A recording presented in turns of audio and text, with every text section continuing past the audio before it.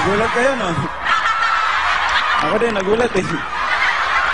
Hindi ko alam kung bakit ako nandito, pero marami kasi akong pangarap sa buhay, aside doon sa aside doon sa mga boxing, sa lahat ng mga ginawa ko, world champion boxer na ako, tas congressman pa ako, pero isa na lang siguro ang mahiling ko, ang maging leading man mo, Ate Shawi. Hindi naman ako nalalayo sa mga naging leading man mo before. Kagaya ni, magkasing kulay naman kami ni Guma.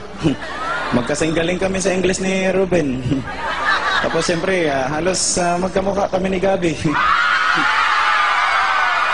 Pag nabugbog siya ni Mayweather.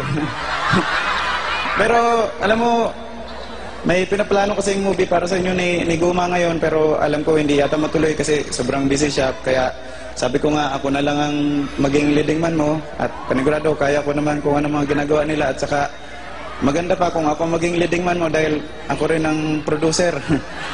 At saka panigurado, kung ako maging producer mo, siyempre hindi rin ako papayag na hindi kasama yung pamilya ko. Ang magiging best friend mo sa movie, si Jinky. Ang magiging nanay mo, nanay ko. Wala naman kayong pagkakaiba, parang magkawig naman kayo eh. Sabag. Kasi alam ko, collection mo, LB. Siya din, LB din. Ang galing nga nun eh, pag namimili, sinusalatan ka agad niya yung bag niya. Property of Mame Dionisia. Mayroon pang date yun. Alam mo, may naisip nga ako magandang project para sa atin. Ang role ko, boksingero. Gagawin ko yung babangon ako, dudurugin kita. Tsaka yung mano po 6, gawin natin yun. I-revive natin yun, gawin natin mano-mano po hanggang round 6. Pwede natin gawin yun. Kahit nga yung movie ni Ai, pwede natin gawin yung BFF. Pwede yun. Gawin natin boxer si Pacquiao forever. Pero okay, yung may only love triangle. Pero ayoko nung love triangle kasi ayaw na ni Jinky noon kasi ayaw niya kasi may iba akong binibigyan ng bracelet. baka magkasama kami ng loob. Minsan nga kasi nagtatanong yan si Jinky sa akin, sabi niya, Manny, ba't ang dami-dami mong endorsement? Nagsisilos yata. Sabi ko, ba't hindi ka mag-boxing?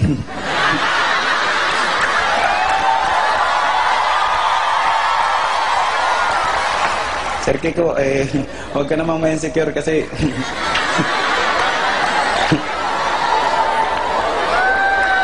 alam ko naman, wala ka naman dapat ika-insecure kasi congressman ako, ikaw senator.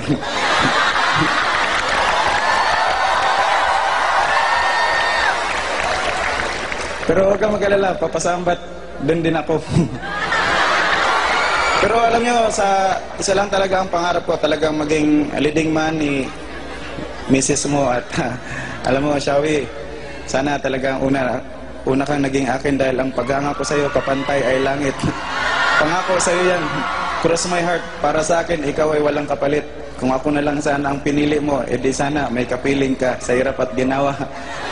Kaya ang hiling ko ngayon at kailanman, bigyan mo ako ng kahit konting pagtingin.